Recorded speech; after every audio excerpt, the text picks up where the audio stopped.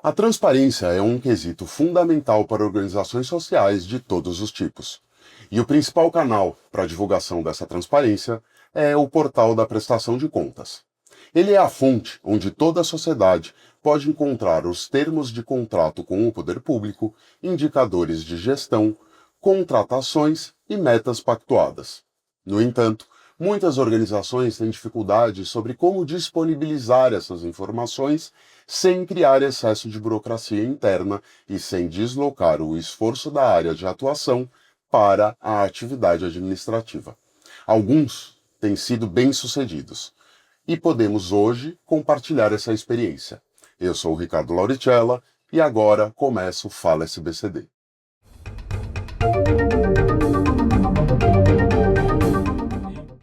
Olá, seja muito bem-vindo ao Fala SBCD.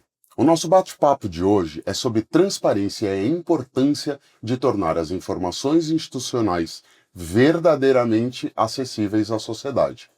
E para essa conversa, recebemos aqui o Rodrigo Neves, professor, especialista em inteligência artificial e tecnologias emergentes e CEO da Vitamina Web. Rodrigo, obrigado por estar aqui. Eu agradeço o convite, é um enorme prazer falar sobre assuntos assim da nossa área e contribuir aqui com esse podcast maravilhoso. Muito bom, a gente que agradece mais uma vez. Rodrigo, a gente já vai começar aí no ponto nevrálgico, né, dessa história. As organizações sociais, sejam elas de saúde, educação, da assistência social, que gerem recursos públicos, têm uma premissa fundamental, que é fazer a prestação de contas desses serviços, desses recursos utilizados. E aí entra o nosso portal de transparência. Durante muito tempo, a gente e outras organizações encontramos dificuldades aí em relação ao que a gente diz na abertura, né? Então, por exemplo, o nosso core, o nosso motivo para existir é fazer atendimento na saúde pública.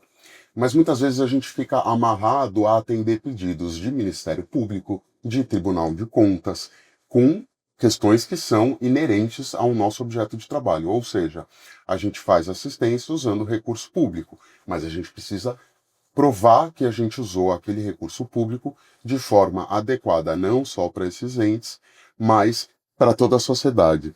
E aí a gente procura vocês para tentar melhorar tanto para o público que põe as informações de prestação de contas, quanto para o público que vai olhar essas informações, que vai ver se a gente está cumprindo as nossas obrigações. E aí a gente procura vocês para ajudar a gente nisso. Como que esse pedido chegou?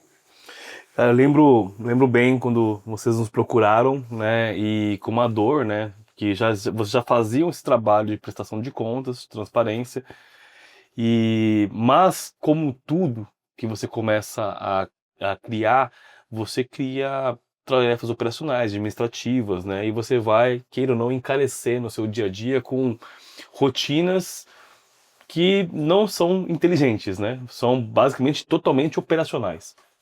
E você tinha uma dor lá, você tinha uma dor sobre como poderia melhorar esse processo, como poderia não apenas melhorar o processo. Eu lembro muito bem, Rodrigo, melhorar o processo com segurança, né? Porque melhorar o processo por melhorar o processo, você melhora.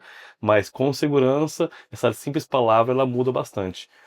Então a gente trouxe essa demanda para casa, né? A gente fez uma proposta sobre como a gente conseguia criar ali um ambiente no seu portal ali para facilitar, né, que os diversos departamentos subam com facilidade, né, que tenham controle de acessos, controle de histórico de alterações, né, para vocês conseguirem acompanhar isso, né, que esses documentos eles tenham backup, que eles fiquem em um local com alta disponibilidade.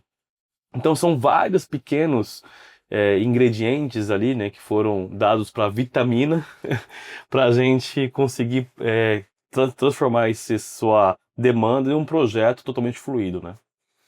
E foi exatamente isso, né? Você agora falando lembrou daquele processo que a gente estava, porque tinha essa questão da segurança e de poder receber múltiplos acessos.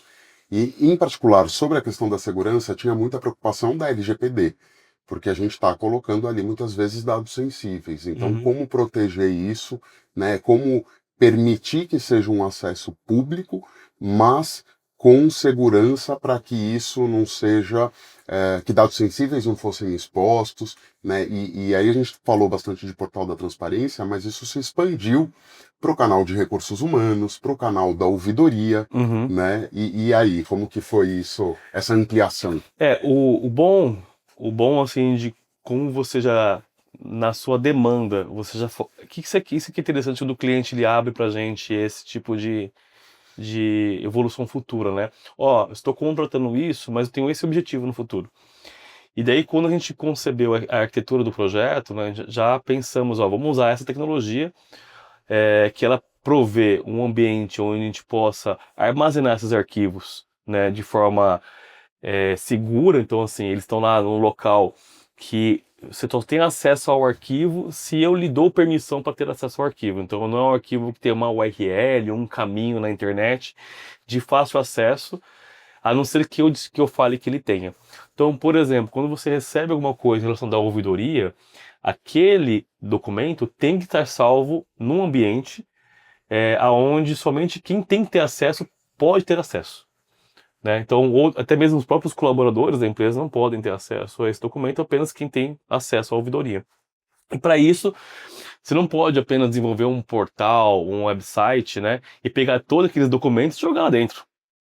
Porque se você faz isso, né, quem tem acesso ao portal, né, para mexer nos arquivos, né, ou de alguma maneira pode até conseguir ter um acesso, se quiser, se tiver a intenção, consiga. Então, separar ambientes, segregar ambientes, mas deixar com que eles sejam integrados, né, com as ACLs, né, indo já por termo técnico, né, para os controles de acesso eficiente, foi um ponto decisivo na arquitetura inicial, que quando veio a demanda dos recursos humanos, a ouvidoria e tudo mais, já estava pré-preparado, foi só terminar a implementação, né?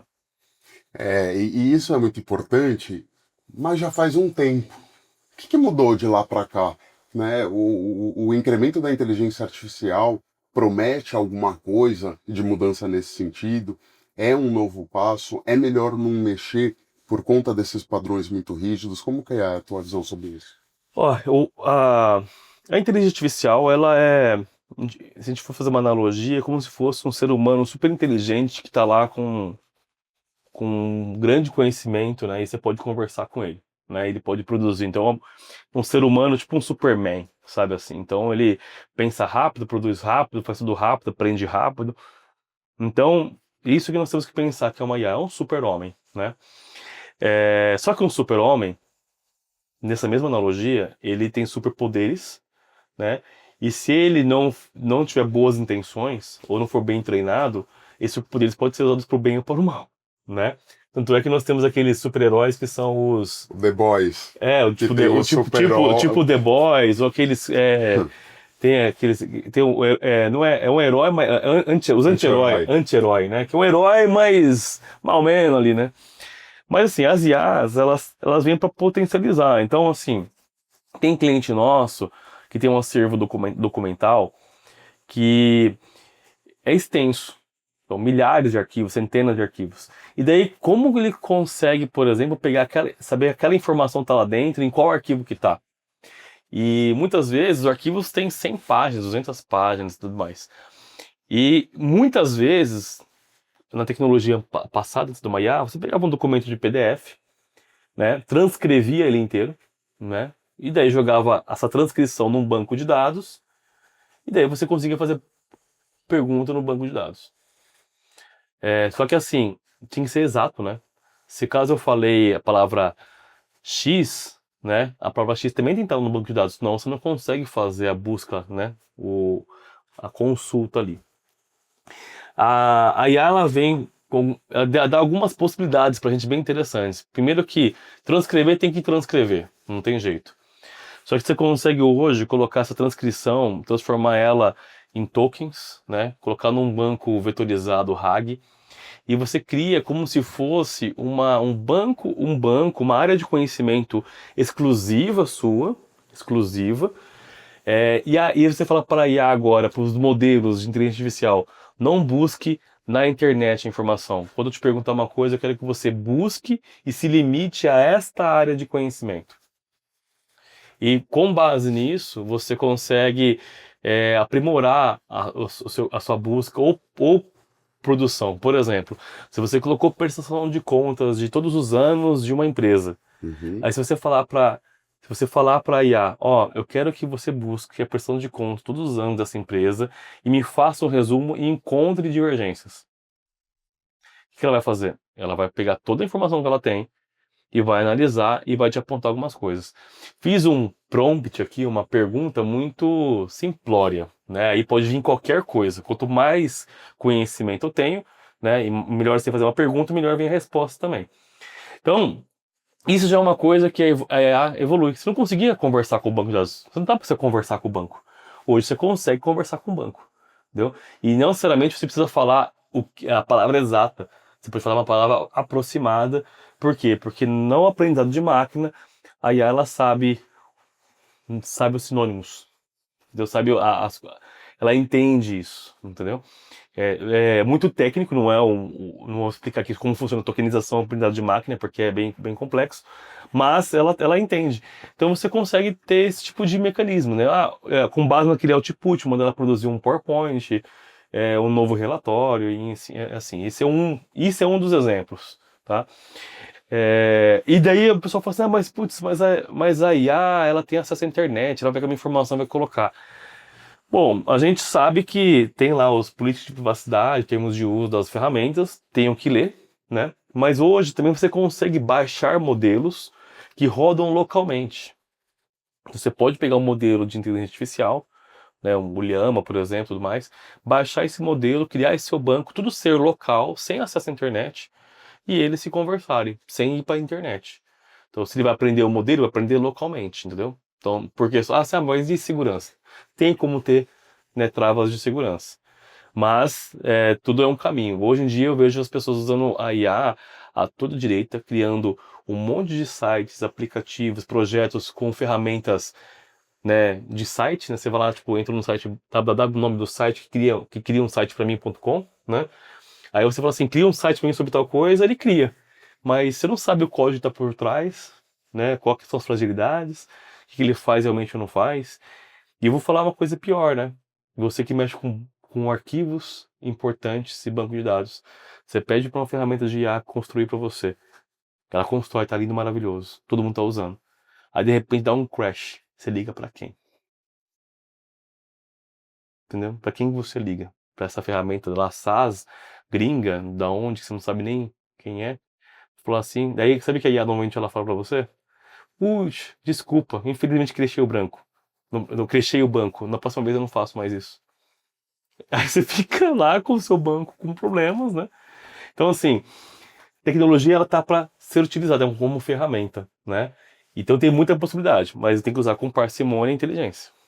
Você sabe o que você estava falando? Eu pensei no uso das pessoas, do cidadão comum, ou seja, não é um desenvolvedor, às vezes sequer é alguém que quer que a própria inteligência artificial gere um site. Mas muito daquele uso do dia a dia. E eu tenho notado um uso curioso de pessoas que acham que é uma inteligência no sentido humano, né, e não um repositório com um modelo de linguagem. E aí, que é engraçado, porque quando você fala assim, que você às vezes não precisa usar a palavra exata, porque tem o machine learning, tem um aprendizado de máquina que vai te ajudar a chegar próximo daquilo que você quer. Vai contextualizar. Vai contextualizar. Mas aí o cidadão vai lá e coloca, sei lá, bons usos de inteligência artificial. Ele escreve isso na IA. E a IA responde, né? Tem um aspecto que eu acho que é importante, e aí gostaria que você explicasse melhor sobre o contexto do que você insere lá. Não vamos falar, por enquanto, de periculosidade, de informações científicas que você coloque. Quando você constrói um chatbot, um agente, por exemplo, né?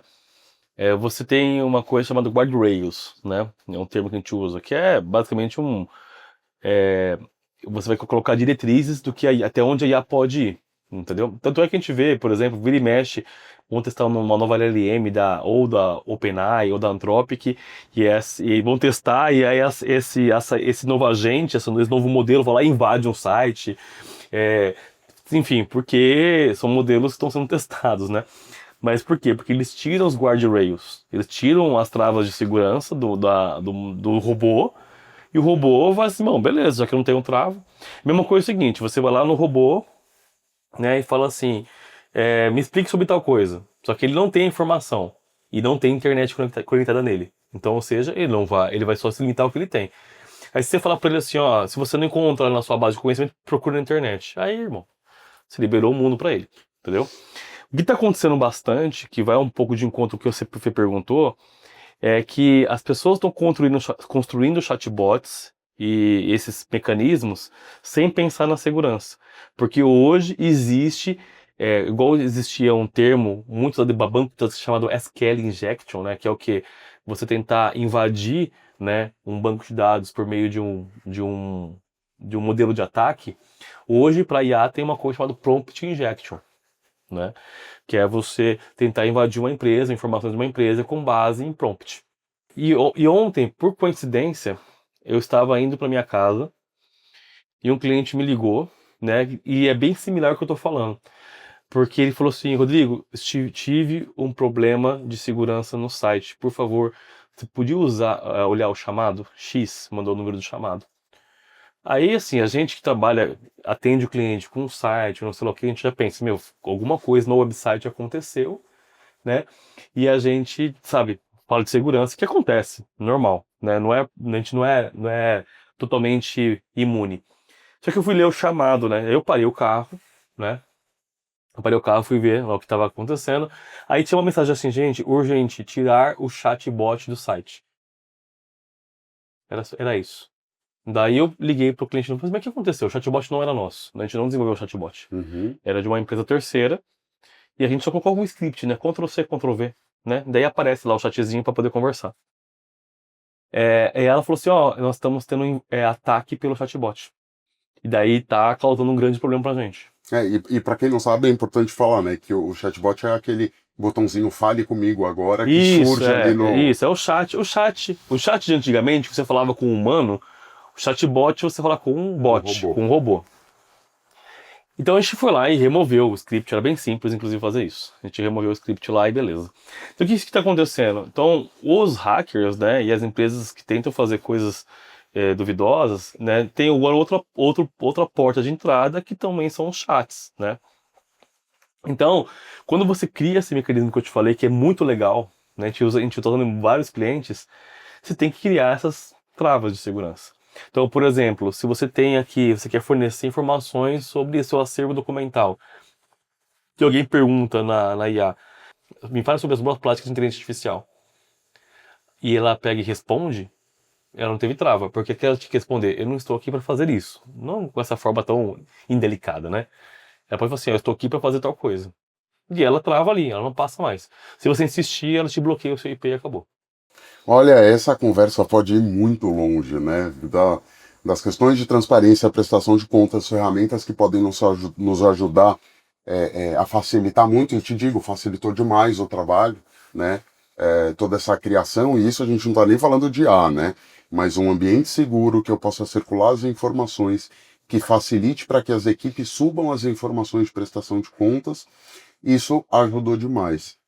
Queria, para encerrar, saber de você quais são os próximos passos para esse mundo da tecnologia, né? E em todos os âmbitos. Em alguns mercados aí ainda não impacta tanto, mas em outros, como marketing, por exemplo, tecnologia, impacta demais, entendeu?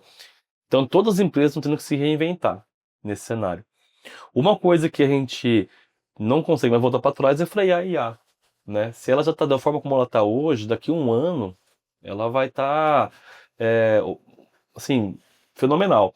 Tem até aquele vídeo do Will Smith comendo macarrão, né? Que é bem comum, quem quiser aí procura Will Smith comendo macarrão. Coloca, tipo, a evolução, né? Parecia um monstro comendo macarrão e hoje, né, ele até toma um vinhozinho, sabe, assim, perfeito, assim. Isso evoluiu em 2 anos, entendeu?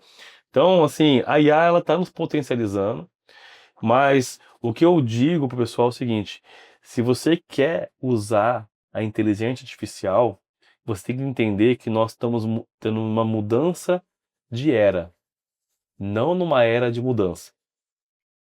Excelente. Com essa reflexão, agradeço a sua participação aqui com a gente hoje. A gente pode abrir novas caixinhas para falar de vários recortes desses temas. Rodrigo, muito obrigado por participar. Eu que agradeço. É sempre bom falar sobre esse tema. Obrigado. Um abraço, pessoal. E obrigado a você também, que nos acompanhou em mais um episódio do Fala SBCD. E lembre-se, quem trabalha gerindo recursos públicos tem a obrigação de ser transparente na prestação de contas. O Fala SBCD é uma produção da equipe de comunicação da SBCD que conta com convidados ilustres como o Rodrigo. Até a próxima!